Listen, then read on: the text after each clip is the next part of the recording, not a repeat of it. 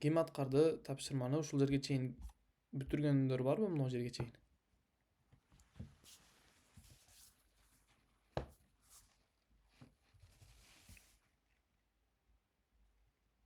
Мен мурдагы сабакта видеону жибере алган жокмун да группага, ошого.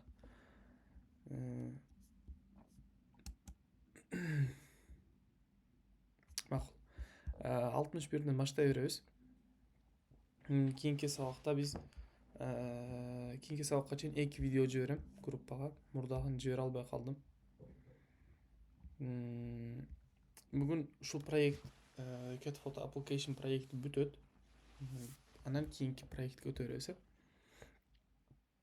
Дагы бул жерде биз азыр мышыктын формасын кылып атканбыз.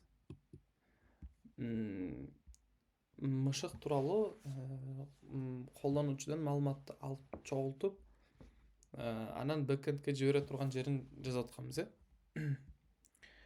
Бул жакта акыркы эмнени кош деп атат. Checkbox кош деп айтып жатат. Energetic муну кошконбуз. Кийинкисиге өтөбүз. 62 radio button тууралуу бул жерде дагы маалымат кетип атат. Окуйбуз азыр. Like radio buttons from form. Date for selected checkbox are name, value, attribute pairs. While the value attribute is optional, it's best practice to include it with any checkbox or radio buttons on the page. Бул жакка value бер деп жатат. Value бул ушул значение дегенди билдирет. Значение эмне кылат? Маанини жиберишибиз керек. Мисалы, add a value attribute to each checkbox for convenience. Set each checkbox value attribute to the same value as its ID attribute. Бул жакка инпуттарга ар бир инпуттун ичине value деген эмне берип атабыз да? Мисалы үчүн атрибут берип атабыз. Мына жакта мынтип перевод кылсаңыздар деле болот англис тилинен. Мисалы, добавьте атрибут значения в каждый флажок. Для удобства установить атрибут значения каждого флага на то же значение, что и его атрибут ID. Бул жерде эмне үчүн value берип атабыз? Для удобства установить атрибут значения. Биз мисалы үчүн маалыматты маанисин алышыбыз керек. Бэкэндке жибериш үчүн ушуну биз value атрибутунун жардамы менен оңойраак алат экенбиз. Удобный да бул. Биз үчүн value атрибуту оптимальный жол болуп эсептелет. Маалымат инпуттан маалымат алыш үчүн. Мисалы, бизде ID атрибут бар, type бар, name бар, value бар. Мына жакта value турат. Indoor, бул жакта outdoor деп мына жер.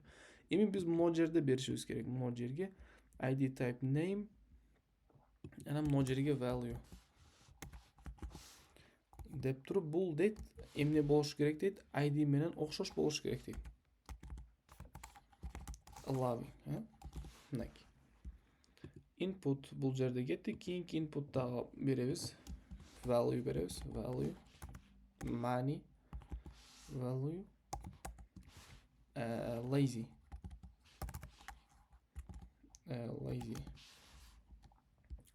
Акыркы input бар бул жерде. Акыркы input'ка дагы value беребиз. Energetic.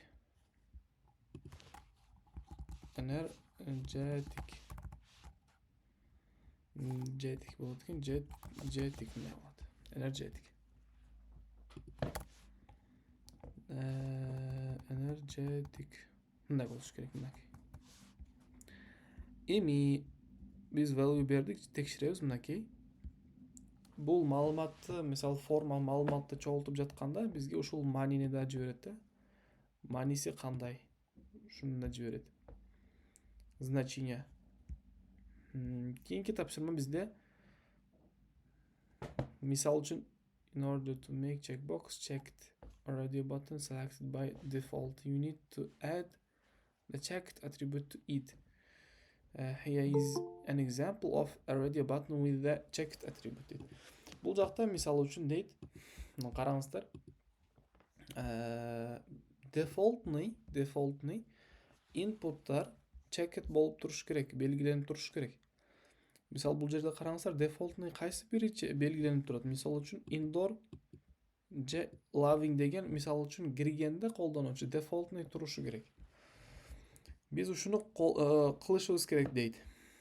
There is no need to set a value to the checked attribute. Instead, just add the word checked to the input element, making sure there is space between it and other attributes. Biz checked деген атрибутты қосышыбыз керек inputты ортасында дейді.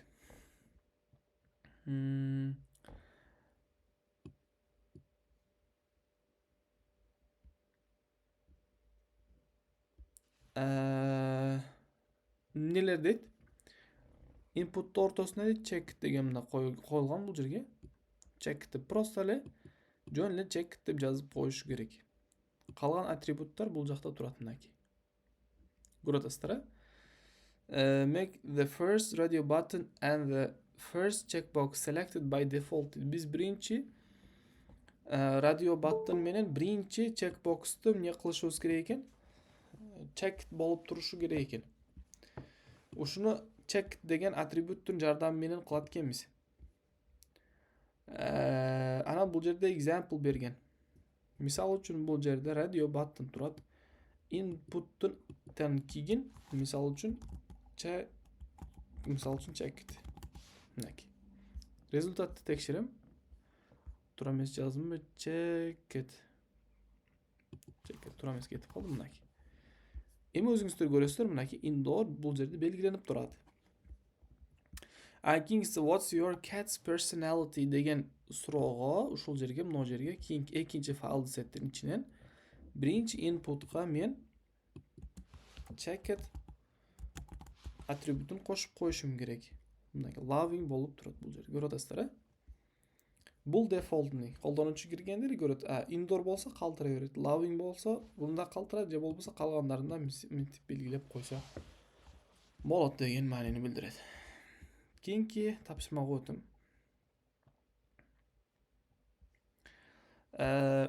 Урматтуу студенттер, бул жакта мурдагы сабакка киргендер, катышкандар бар беле? Ким аткарып келди ушул жерге чейин? Эстесем Азем бар эле, Фатима бар эле, Элиза бар эле, Наргиза сиз да барыңыз, Аскат Абдуназаров. Сиздер бар элеңиздер го дейм, мурдагы сабакта катышкансыздар,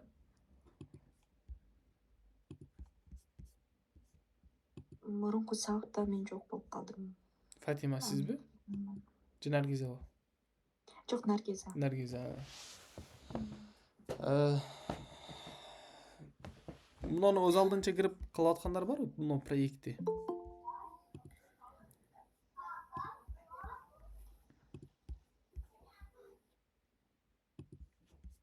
Макул. Эгер эми акыркы проект бизде акыркы бөлүм бул footer. Ылдыйкы footer бул эмне болуп калат, эмне деген? Подвал дегенди билдирет. Footerга киребиз. Окей. Мынакей бизде уже акыркы бөлүм, бизде footer. The footer element is used to define a footer for a document or section. A footer typically contains information about the author of the document, copyright date, links to terms of use, contact information and more. Бул жерде the footer element бул define, мисал азыр көрөбүз. Характеризовать, добавить определение. Мисал үчүн бул жерге footer for a document үчүн, ар кандай документтердин же болбосо sectionдер үчүн биз ушул жакка маалымат калтырышыбыз мүмкүн footerге. Бул бир section деп атат. A footer typically contains information. Мисал бул адатта дейт, информацияларды өзүнүн ичине камтыйт. Автор тууралуу документтерди, жана copyright dated маалыматтарды көчүрүп алуу, линктер, ар кандай Мисалы үчүн terms дейт, мисалы контракт болушу мүмкүн жана башка ушул сыяктуу информациялар үчүн, маалыматтар үчүн өзүнчө бир section болуп эсептелет. Эми after the main element add a footer element дейт. Main elemenттен кийин биз footer element кошушубуз керек экен да могу жерге. Footer биз акыркы бөлүм десек да, акыркы section десек болот да. Бүтүрүүчү section болуп эсептелет footer. Кийинки этапка өтөм. Next API element with the text no copyright free code or within the footer element. Бул жерге no copyright деген текст берет экенбиз. Эмненин ичинде? Параграфты ичинде кетет экен. Мынакей. Footer no copyright or мынакей. Ылдыйга түшө турган болсок, мынакей no copyright or деген мына жакта чыгып атат. Кийинки этапка өтөбүз. Turn the existing FreeCodeCamp.org text into a link by enclosing it in another A element. The href attribute should be set to this URL. Bunu deyт, biz эмнеге алышыбыз керек? FreeCodeCamp деген текстти biz A hreftin içine алып коюшубуз керек экен мынакей. Link кылышыбыз керек деген маанини билдирет да бул жерге. Мынакей. A кетти, hrefti içine дейт.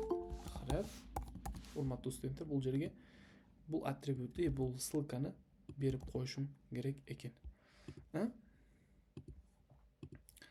Эми бул жерге урматтуу студенттер href берилди, ылдыйды көрөм. Мынакей. Ссылка болуп турат. Кийинки этапка өтөм.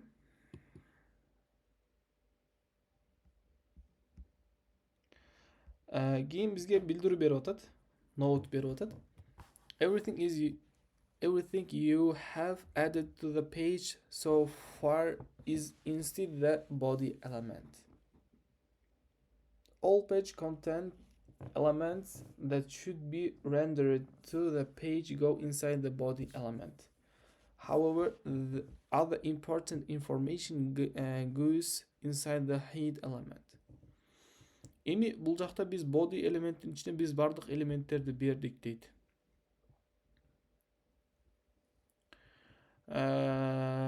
Эми однако дейт, бул жакта дагы бир кошумча информациялар кетиши үчүн бизге head element керек дейт. Буну көрсөтүп бергенми ойду да. HTML ичинде эки элемент болот.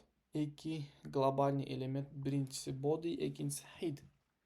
Biz азыр бардык контенттерди, секшндерди body'нин ичине жазып чыктык. Эми ал жерде дагы башка маалыматтар үчүн атайын элемент бар.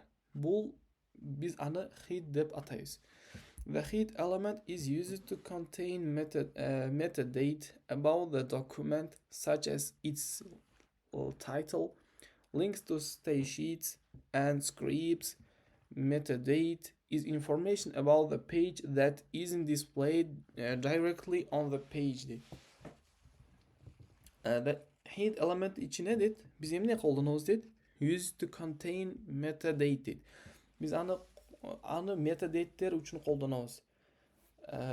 Metadatalarди документтер үчүн колдонобуз. Metadatalar кетет эмненин ичинде, head ичинде. Title болот, link болот, жана script кошулат дейт.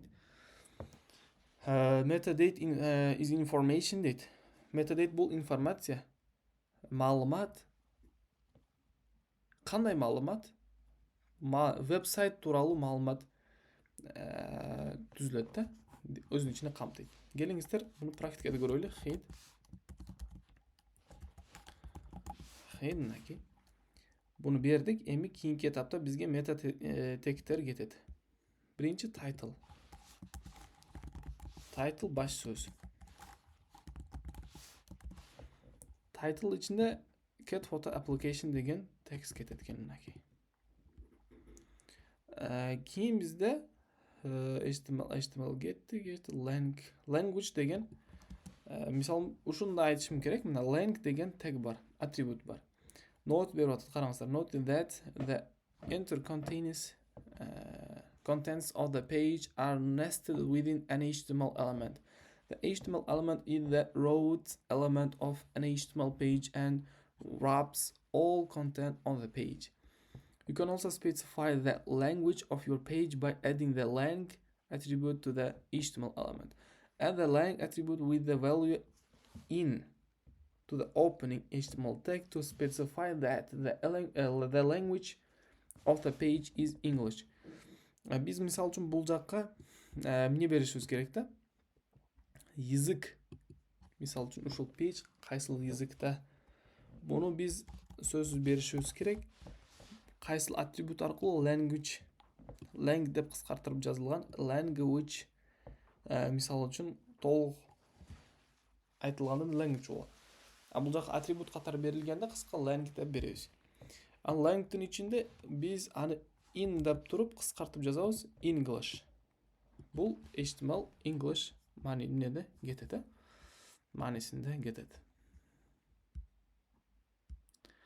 Ақырқысы бізге мета тегтері doctype'ті берішіміз керек. Қараңыздар. Бұл жерде doctype'ке қандай бұл misal үшін түсіндірме беріп жатады. All pages should be with doctype HTML. This special string is known as a declaration and ensures the browsers tries to meet industry-wide specifications. Бұл өзінше специальный не деп отады? String. Declaration, жариялоо, ensures, misal үшін insurance, бұл misal үшін страховка деген. To meet industry specification. Doctype tells browsers, қараңыздар, doctype дейді, бұл емне дейді? HTML-ге сөйлейді, айтады дейді. That the document is an HTML5 дейді. Бұл сөз браузерге HTML5 документ екендігін туралы маалымат береді дейді.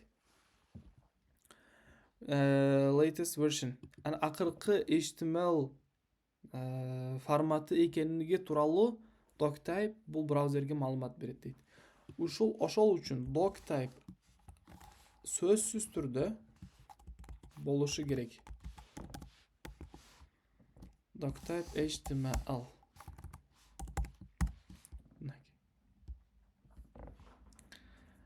Ақырқысы біз мета тегтерді қойышуыз керек. Бұл жерде айтады, you can set browsers behavior by adding meta elements in the head. Here is an example дейді. Біз установка қылышуыз мүмкін. Нені браузерді. Емне арқылы мета тегтерді жардам менен. Ана бұл жерде мета тегтер қандай жазылышын көрсетіп беріп отады.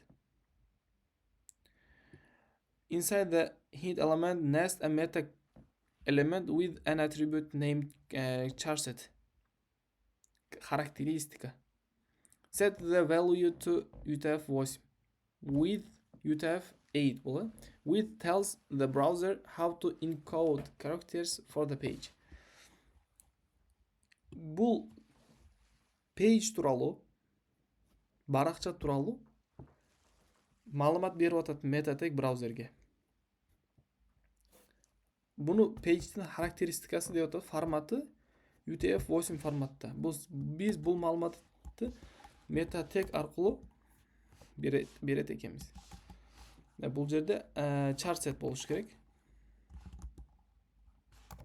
Misal үшін атрибут кетеді charset. Форматы UTF-8 болады. Бұл метатегтер өзін-өзі жапқан тег болып есептеледі.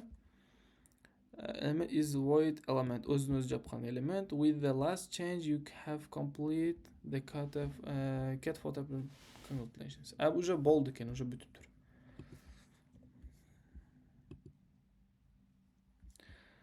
Biz cat photo application проектін бүттік. Biz bunu мындай көрсек болады. Мынакей биздин проектибиз. Бул толук кандуу HTML менен болгон проект болуп эсептелет. Толук HTML менен болгон. Караңыздар кандай сонун мышыктын аппликациясы тууралуу проект. Бул проектте бизде эмне жок?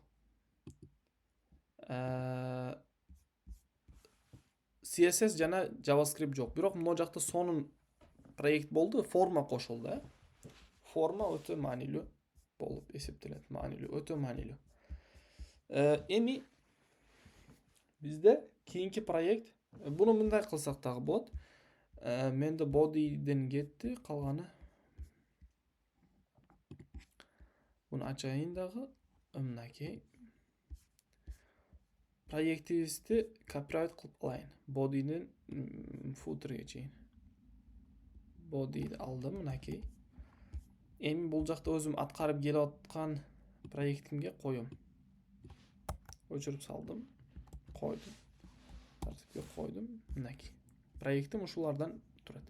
Бул жерде метатекти да бар. Метатекти ичинде charsetти биз бердик. Практик несі.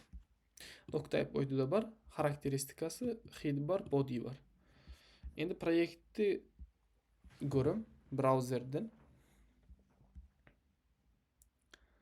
Мынакей. Мисал үчүн бул жакта Qt Kids деген бассак, мынакей мышыктарга өтүп атат, артка кайтам. Cat Photos десек, бул жакка өтүп атат. Мынакей мышыктардын сүрөттөрү бул жакта турат. Бул өзүнчө сонун эле проект болду. Indoor мышыктын мааниси бул жакка ссылка берилет. Submit баскандан кийин эмне кетет? Маалымат кетет. Мисал үчүн бул жерден алып туруп. Бул форма backend азыр иштебейт, мен оюмча. Мына иштеп атат. Submit response and reply is. Караңыздар, уже thank you дейт. Биз backendке маалымат жибердик. Караңыздар кандай болуп атат. Колдонуучу кирди. Көрүп келип атат. Келгенден кийин мышыкты маалыматы кандай? Indoor, loving жана lazy дейт. Анан бул жак мышыгын ссылкасын берет. Анан submit баскандан кийин backend бизге эмне берди? Маалымат уже backendке жүктөлдү деген эмне берип атат? Маалымат берип атат. Бул деген эмнени билдирет? Бул деген биз проектти ийгиликтүү аткардык. Маалыматтарыбыз чогулуп, неге кетти? Backendке жиберилди деген.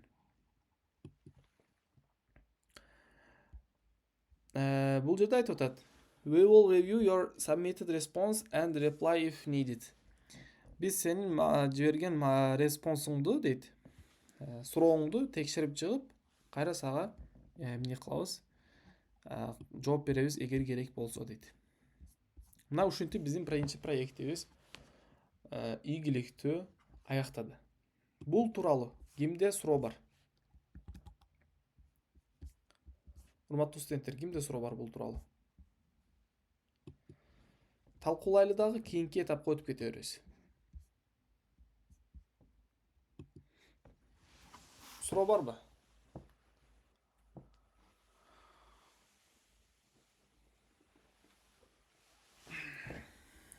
Суроо бербейсиздерби? Суроо жокпу,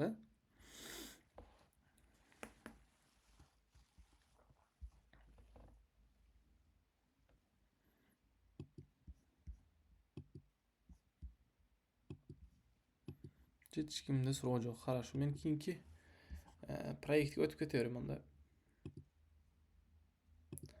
Эгер суроо бербесеңиздер, мага да эмнеси жок. Мен өтүп кете берем. Өзүңүздөр сурап үйрөнө алышыңыздар керек. Бул сиздердин колуңуздарда. Мисалы мен сиздердин мээңиздерди ачып, же болбосо бир нерсе кылып, сыйкырдуу бир нерсе менен жүрөгүңүздөргө үйрөтө албайм да. Бардык нерсе өзүңүздөрдүн колуңуздарда. Мүмкүнчүлүк болуп атат, шарт болуп атат. Каалаганча өзүңүздөр каалап үйрөнө алсаңыздар болот. Мен сүйлөп эле сабакты өтүп кое берем. Бирок канчалык сиздер түшүнөсүздөр, канчалык түшүнбөйсүздөр, өзүңүздөрдүн Эгер түшүнбөсөңүздөр сураңыздар. Суроо бериңиздер дегенде сураңыздар. Кийинки этап биз кийинки проектке өттүк. Бул жерде биз эми CSS үйрөнөбүз. Бул жерде айтып атат: In this project you learn the basics of CSS, cascading style sheets дейт. CSS кыскача түшүндүрмөсү ушундай болот. List cascading style. By building a coffee menu, CSS is the language used to style an HTML document дейт. Бул CSS дейт, HTML документти стил кылганды эмне кылат? Көзөмөлдөйт. CSS аркылуу биз HTML'ды стил кылабыз. It describes how HTML elements should be displayed on the screen дейт. Бул түшүндүрүп берет дейт. Мисалы үчүн HTML элемент өзү экранда кандай көрүнүш керек? Ушуну эмне кылат? Камсыздайт. As you learned in the last few steps of the cat photo application, there is a basic structure needed to start building your web page. Biz murdagı cat photo application'de biz basic, fundamental elementlerdi HTML tuuralı görüp çıktık deydi. Every HTML document should have a doc type, declaration, and HTML element.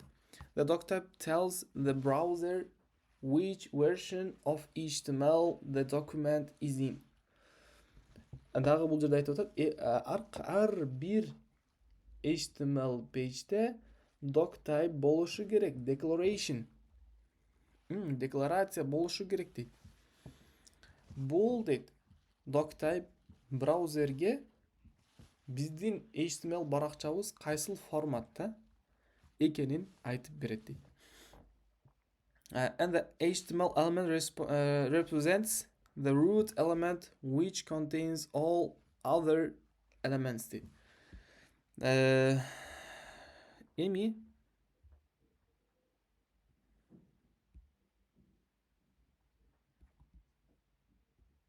ушул жерин түшүнбөй калдым, көрөлү.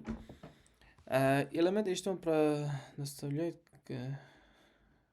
корновый элемент, который содержит все остальные элементы. HTML'ды өзүнүн ичине корновый элемент, мисалы үчүн дочерний элемент болуп эсептелет. Represents деген ушундай экен. Represents деген түшүнбөй калдым да. Represents the root element, өзүнүн ичине бардык элементтерди камтып, бул мындай дочерний элементтер болуп эмне болот дейт. Эсептелет дейт. Эми келиңиздер бул жакка doc type'ты бер дейт. Example берген. Биз өзүбүз бул жакта example берген көрүп атасыздар. Эми биз буну өзүбүз жазып чыгабыз бул жерде. Хоп, биринчи doc type. Проект башталып атат. HTML. Doc type ылдыйынан HTML тек кетет, HTML.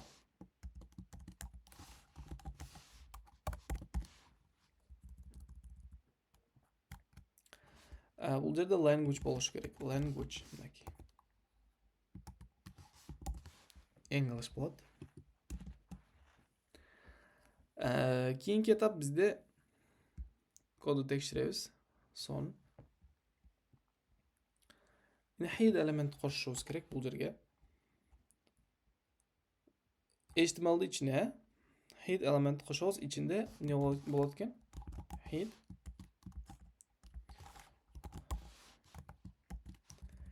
Head элементи ичинде title элементи кетет экен, title.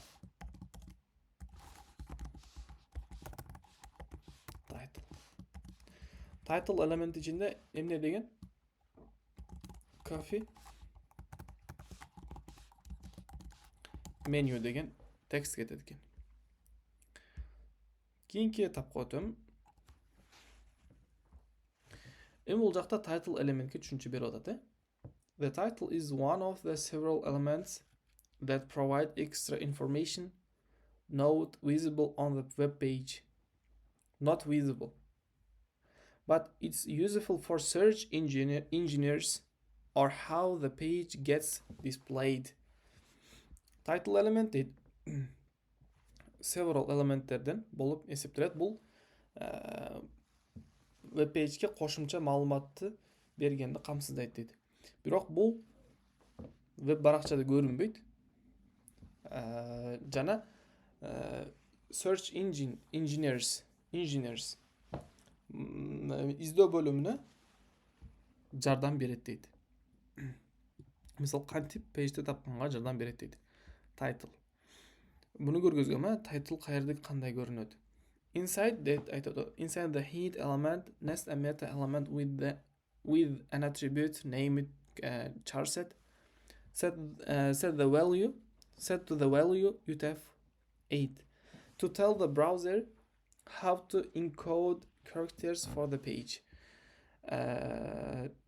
Remember that meta elements are void elements that require no ending tag deydi. Bu meta tag өзүн-өзү жапкан tag болуп эсептелет дейди. Биз буну жазбыз го. Өзүн-өзү жапкан void element болуп эсептелет. Кийинки элемент бизде body. To prepare to create some actual content add a body element below the head element deydi. Keyinki element уже bizde body. Qarаңыздар, head бүттү. Keyinkisi bizde body.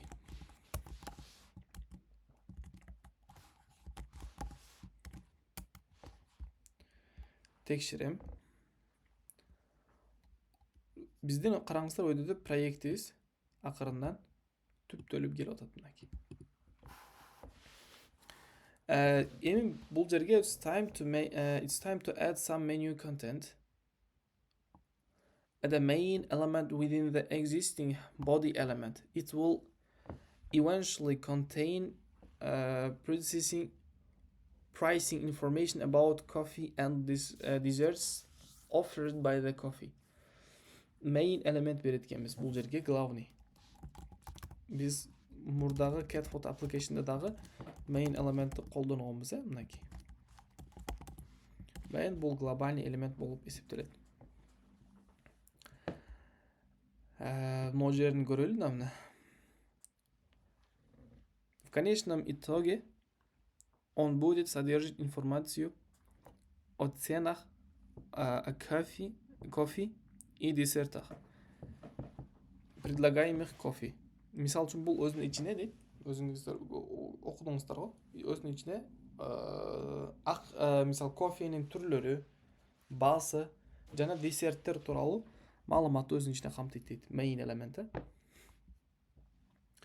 The name of the coffee is compare coffee деген экен. Мынакей compare coffee. Буну H1 ичине кетет экен.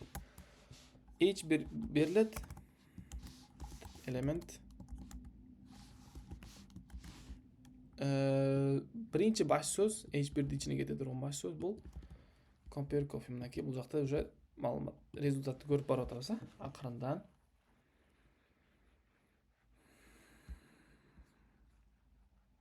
Эми establishes кошушубуз керек, мисал үчүн. User now. The coffee was founded in 2022. 2020 add a P element below the H1 element with the text. Biz misal üчүн biz неге көрүүчүгө кофе качан мисал үчүн табылган же качан иштеп чыгылган ушул тууралуу маалымат беришибиз керек. Буну мисалы мынтип беребиз. Establishes деп беребиз. 2020 жыл бул жактан чыкты маалыматы. Кийинки элемент бизде there is section. There will be two sections on the menu. One for coffees and one for desserts. Ал жерде эки section болот. Биринчиси кофелер үчүн, экинчиси десерттер үчүн. Add a section element within the main element so you have a place to put all the coffees available.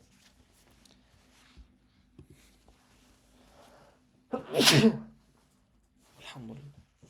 Geçiresizler. Keyinki etap bizde section berişimiz gerek. Section element. Mındaki geta'da birincisi section element with the main element so you have place to put section element berildi. Emin biz bu yerge h2 bereriz. coffee degan tekstni h2'nin içine жарыяlayбыз. Coffee. Мындай. Көрүп атасыздар уже. Son.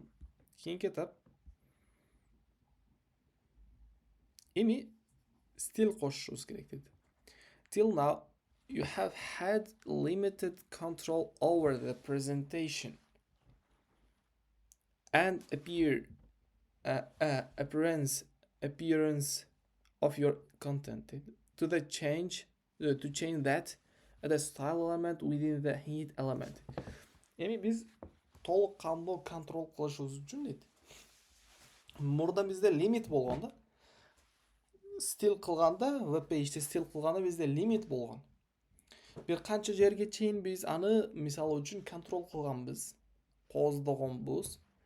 Бирок эми стил аркылуу биз толук кандуу бул элементти, эми бул проектти эмне кылабыз?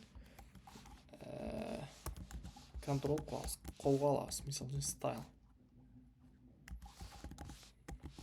Бул стил кошулуп атат. Урматтуу студенттер, стил кошулуп атат бул жерге. Style head.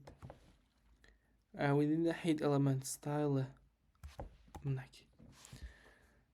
Кийинки этап бизде уже проектибизге стил кошуп атабыз,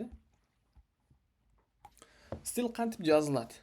Урматтуу студенттер, стил кантип жазылат? You can add style to an element by specifying it in the style element and setting a property for it like this дейт.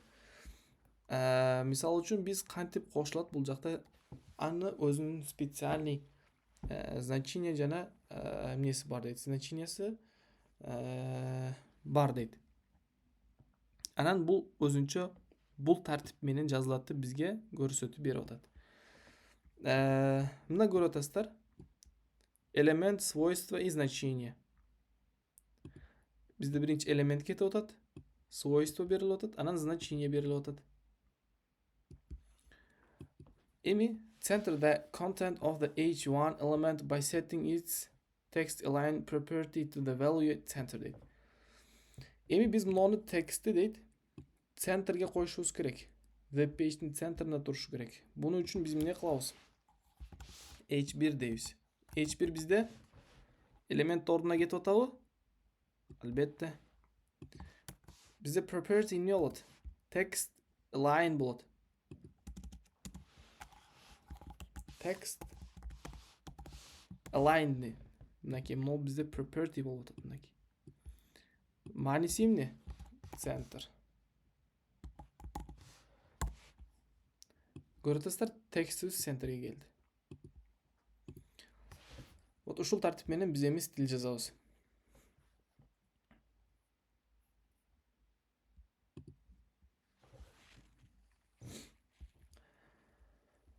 In the previous step, you used a type selector to style the h1 element, center the content of the h2 and the p elements by adding a new type selector for each one to the existing style element.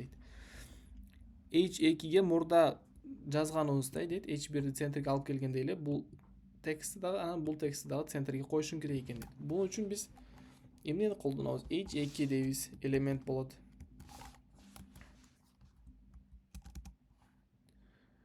Мисалы мына жерден text align center. Биз мына көрөт экенбиз, элементти центрге коюш үчүн биз ушул стилди колдонот экенбиз, элементти жазабыз. Анан маанисин, анан значениясын беребиз да, мындай. Берилишин, анан значениясын беребиз, маанисин беребиз. Кийинкиси параграф кетет. Дал ушундай эле. Кайсыл параграф? Урматтуу студенттер, бизде мына параграф болуп эсептелет. Бул жерге биз text align center десек келген жок. Text align center, text center. Ne kelgen жок? Tekşiremiz qayerda xata ketdi? Center. Paragrafты алдыкпы? Paragrafты балдыкпы? Paragraf. Ну, 2 точка болуп калып, 1 точка зарп беребиз. Мындай го. Son. Мінәке урматтуу студенттер. Не oldu? Маалыматтарды, элементтерди биз эмнеге алып келдик? Бир катарга алып келип алдык. Эми бул жерде бир сонун эмне бар? Фишка бар. Биз элементтерди стайлда мисалы катарынан жаздык. Биринчи H1, H2, анан параграф. Бул жерде маанилери бирдей эле. Көрүп атасыздар, э? Биз ушундай кодду кыскартырып жазышыбыз мүмкүн. Келиңиздер, ушул кандай жазылып көрөбүз. Кийинки этапка өтөм. Ой. Become a supporter. Эме саппорт берели? FreeCode Camp'ке жардам кылайлы. FreeCode Camp ушундай бир жакшы платформа. Башкалар илим алышы үчүн колунан келишинче мындай комфорт нени жаратып берет. Жакшы платформа. Мына дал ушундай нерсени бизге түшүндүрүп берип атат. Азыр келиңиздер ушуну көргөзүп берейин. CSS'te ушундай бир жакшы нерсе бар. Биз стайлды ичине элементтерди катарынан биринчи H1, H2, параграф буларды катарынан жазып, буларга стиль бердик. Бул стилдери окшош эле. Мына H1'де дагы, H2'де дагы, параграфты дагы. Буларды катарынан жазып, биз кодубуздун несин, санын катарын көбөйтүп атабыз. Мисалы 7ден баштап бул 15те бүтүп атат. 7 катар код жазып атабыз. Эми кодубузду азайтышыбыз керек. Канча кодубуздун катары, кодубуз азыраак болсо, проект жакшы иштейт. Аны үчүн эмне кылышыбыз керек? Бизге CSS сонун мүмкүнчүлүк берип атат. Кандай мүмкүнчүлүк?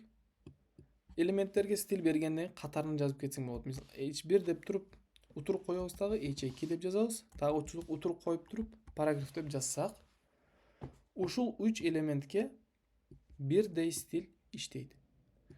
Бул ушул CSS'теги бир өзүнүн мүмкүнчүлүктөрү болуп эсептелет. Көрүп атасыздар, мынакей. Мунун формуласы кандай? Селектор 1, селектор 2, анан окшош эле маанилер болуп эсептелет. Түшүндүңүздөрбү? Кийинки этапка өтөм. Доскадан иштейм дегендер барбы? Урматтуу студенттер, доскадан иштейм дегендер барбы?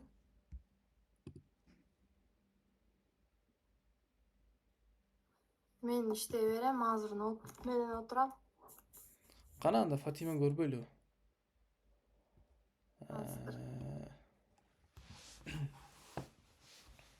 Кийинки этапты бизде 15 мүнөт убакыт калды. Эми студенттер менен иштейлик, кийин ушу менен сабакты бүтүрсөк деле болот да. Өзүм жазып койгондон сиздерди да жаздырайын деп жатам. 14-чү степке келдик, Көрүнүп атабы? Ооба, со. Дал ушундай эле Фатима, мен айтып түшүндүрүп бергендей эле түшүндүрүп бергенге аракет кылсаңыз жакшы болот эле.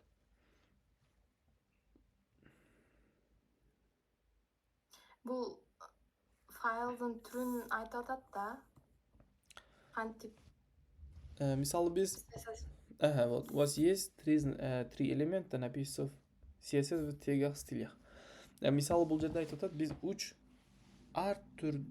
жолу бар дейт, CSS'те кошконду дейт, стиль жазганды дейт. Биринчиси биз style tag'тин style элементи ичине жаздык. Ал hid ичинде турат. Мурдагы биз жазган стилди айтып берип атат. Эми бизге удобство болуш үчүн жана коддорубуз бири-бирине аралашып кетпеши үчүн, мисалы, body'nin içine HTML kod жазып, head'in içine stil жазсак, бул эки код бир файлдын ичине кетип, HTML файлдын ичине кетип, кийинчерээк бизге көйгөй алып келиши мүмкүн. Ошол үчүн HTML'ды өзүнчө HTML файлга жазайлы дейт, стилди өзүнчө stil файлга жазайлы дейт. Буну каерден билебиз? Өйдө index.html деген HTML үчүн атайын папка турат. Style CSS деген жерде стил үчүн өзүнчө эмне турат? Папка турат, Экөөсүн тең ачып алдыңыз азыр, Фатима. Бирөөсүн ачайлы. Индексти өчүрүп туруңуз. Эми акырында бизге эмне берип атат? Тапшырма берип атат.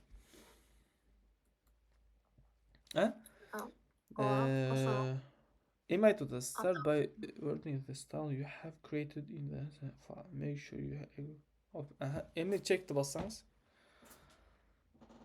Эми ушул кодду ушул жерге жазат экенсиз да, баягы. H1, H2 параграф text align center деп туруп, ушул style CSS-ге жазат экенсиз. Style CSS-ди өчүрүп салыңыз.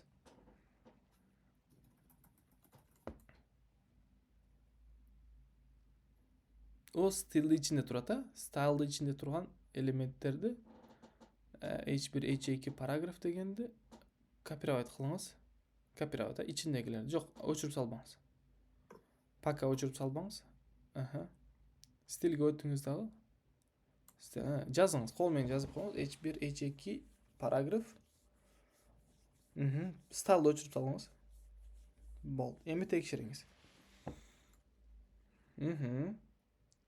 Submit кылабыз. Эми өчүрүп саласыз стайлды. Индекс ичиндеги стайлды өчүрүп саласыз. Стайл деген турат го. Полностью стайлды өчүрүңүз. Полностью өчүрүп сала бериңиз. Стайлды өчүрүп калыңыз. Алтыда стайл туруп калды.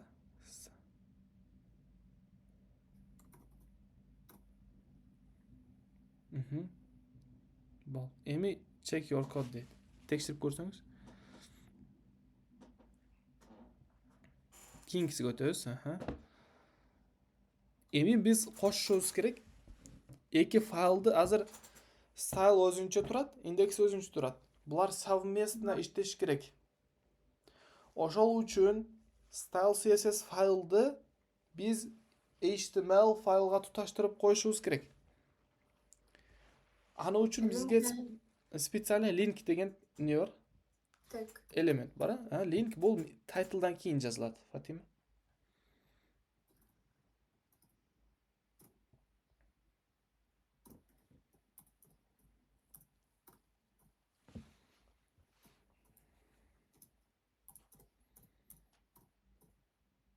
Link өзүн өзү жапкан тек. Void element, өчүрүп саласыз. Эми style sheet деген атрибут ичинде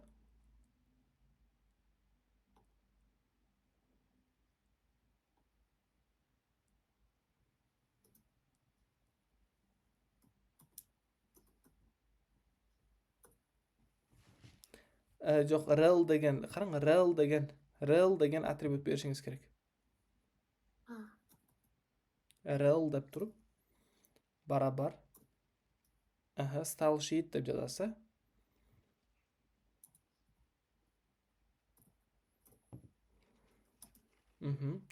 Анан хрефке файлдын атын жазып коюшубуз керек.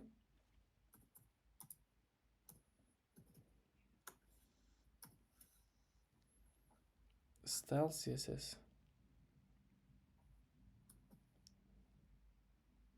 Мынакей. Болду, көрүп атасыздар, урматтуу студенттер. Уже биздин CSS файлыбыз уже иштеп баштады. Кийинки степке өтөбүз, Эми стайлды жаап туруңуз.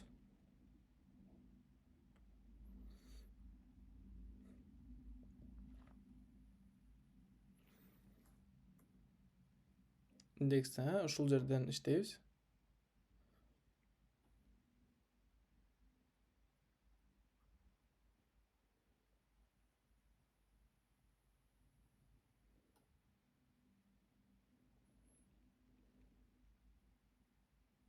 Non koşambu. Aha. Bul жерде түшүндүңүзбү? Мисалы айтып атат, бул метатег эмне үчүн жардам берет? Бул метатег бизде адаптация кылыш үчүн, Sanalar üçündü. адаптация кылыш үчүн, экрандарга түз түшүш үчүн метатег керек бизге. Телефонго, планшетке, компьютерга стил кылабыз да проектти. Ушуга бул проектибиз түз түшүш үчүн бизге ушул метатег керек болот.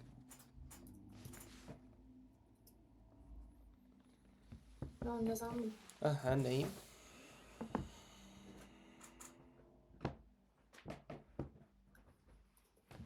Dallas. Караңыз, ушул метатег эмнен түшөт? Viewport деген нерсе бул мына көрүнүшү деген маанини билдирет. Viewport деген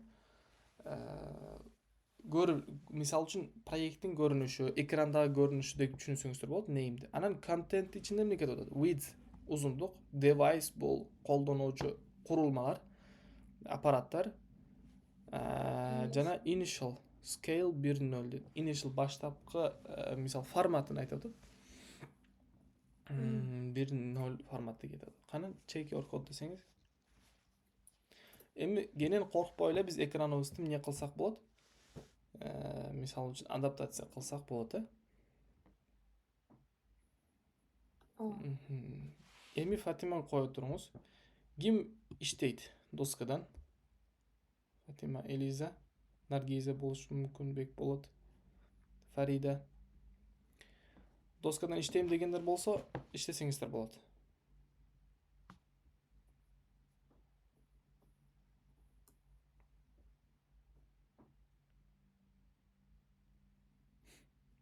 Отасыздарбы? Ким доскадан иштейт?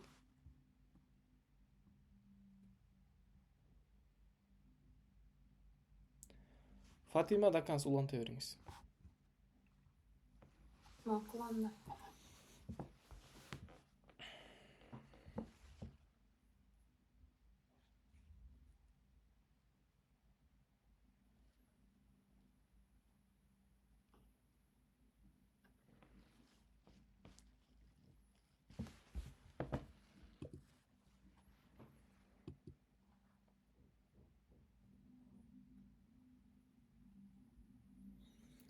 Эми буга background color бер дейт, цвет бер дейт.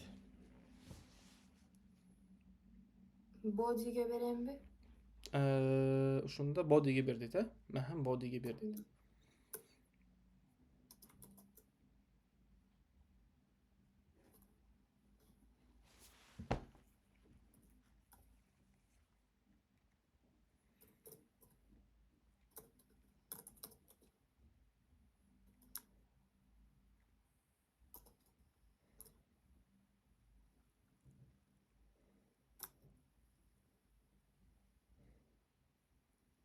Na.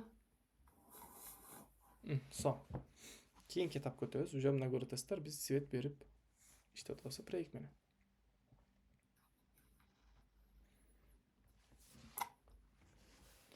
Кийинки текст бизде кандай экен? Тапшырманы көрөбүз.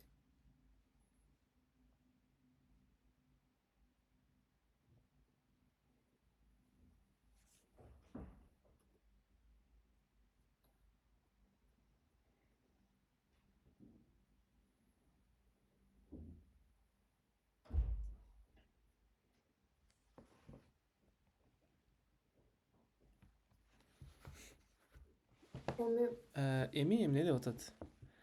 nelerden Brown дейт, эми мисалы that brown background makes it's hard to read the text. Бул brown деген текст дейт.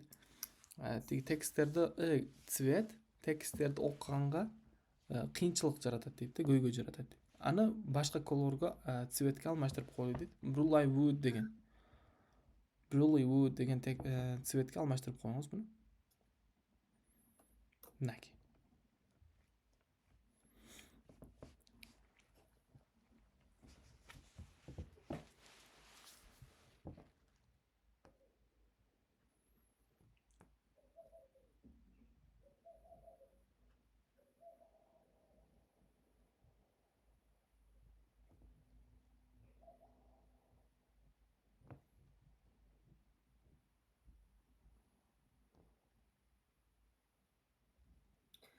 Onu bir diff'ke salıyor ataptı. Aha, inside the opening div tag add a id attribute with a value of menu. Жоқ, андан кейін міне açatganingizda section deb ketadi, section. H2'den keyin berdi o'tov. Used add div element inside the body element and then move all the new div. Divga olib qo'y deydi. Body'ning ichine bir div aç deydi. Hazır. Misal uchun bu yerda qo'yib turingiz. Content elements you have used to far. Add a div element inside the body deydi. Body'ning içine bir div beresiz. Main üstüne beriniz. Main'in üstüne. Bir div beriniz.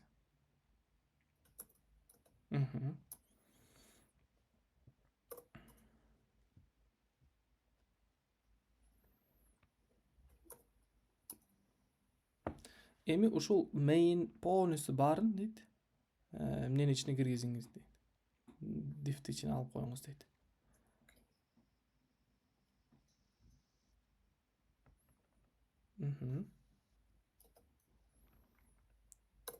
Анан diff'ke ID бериңиz.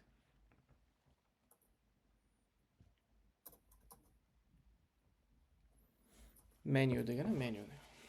Анан текширип көрүңүз.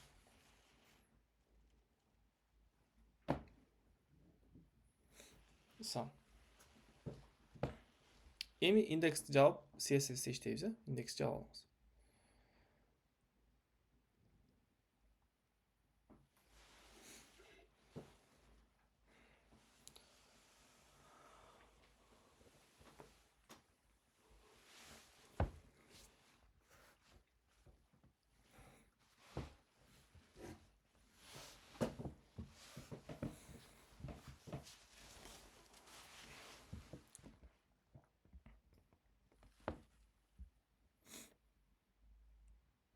Эми биз буга менюге эмне беришибиз керек?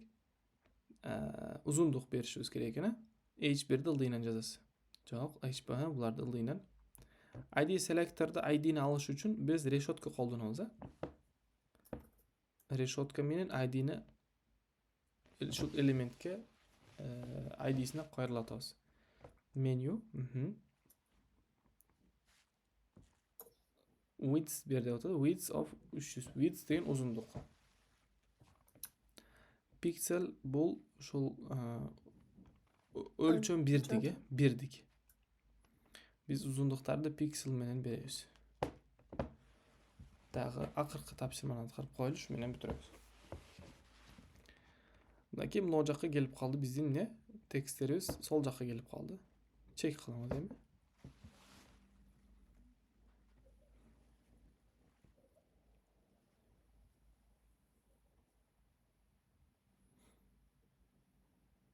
Комментарийге салып кой дейт би. Эми comment here background дейт, background комментарий сал.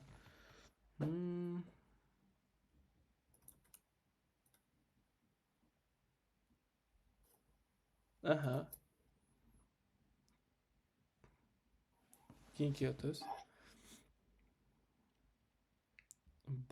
Акыркысын иштеп койлу.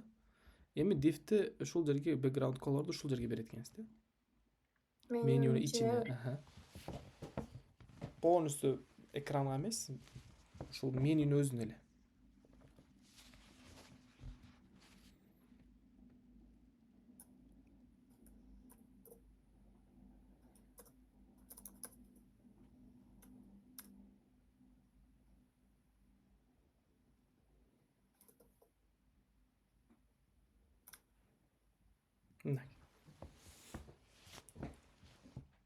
Болду. Ушу менен сабакты бүтүрсөк болот. Проектти акырына чейин бүтүрүп ушул жерге чейин ким аткарбаган болсо, мен видео сабакты батыраак жибергенге аракет кылып, 24-чү степке чейин бизде coffee menu проектин бүтүрүп келсеңиздер, сонун болмогу.